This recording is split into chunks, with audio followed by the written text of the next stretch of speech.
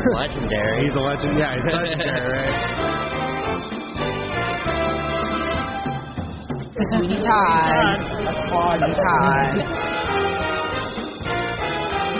He's an amazing man. He and the Beatles changed popular music forever. And now we stand here tonight to inaugurate the Stephen Sondheim Theater.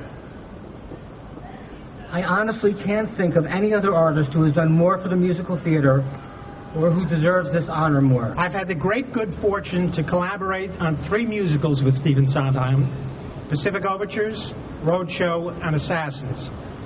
3 collaborations which have been the defining experiences of my writing life. First, simply as a theater goer, I'd like to thank you, Steve, for taking to all of us to such extraordinary places, both emotionally and musically, over the course of your career. The Roundabout is never satisfied, so all that was good, but not good enough.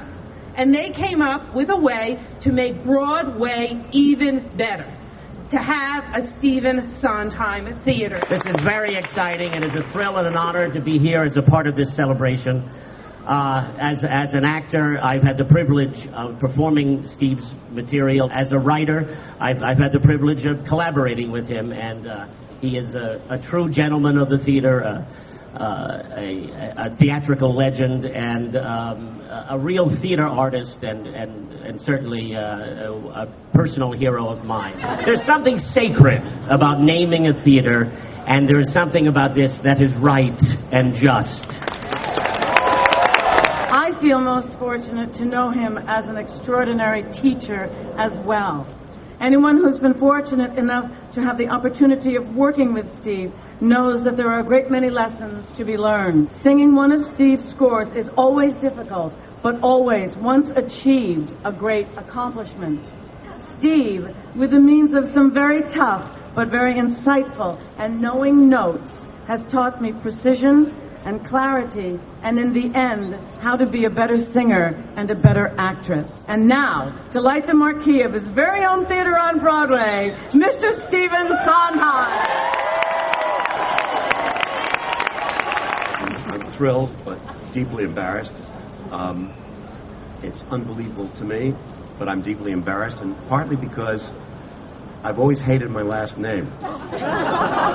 It just doesn't sing. I mean, it's not Belasco, and it's not Rogers, and it's not Simon, and it's not Wilson. It just doesn't sing. It sings better than Schoenfeld and Jacobs, but it just doesn't sing.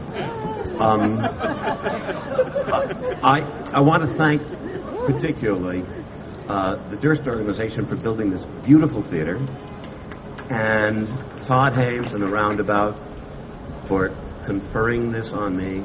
Tom Tuff was supposed to tell you a story. I knew this because I want to conclude with what he was supposed to say. When I first arrived in New York, I was a taxi driver. And one night, I picked up a passenger going to Lincoln Center who, when asked why he was going there, said he was going to a revival of a show he had written, West Side Story. Of course, since I knew what Leonard Bernstein looked like, and this wasn't him, now quick research showed me later that I had Stephen Sondheim in my cab. He was then going to say, to be standing here now, dedicating a theater to him, just goes to show how much taxi drivers actually make.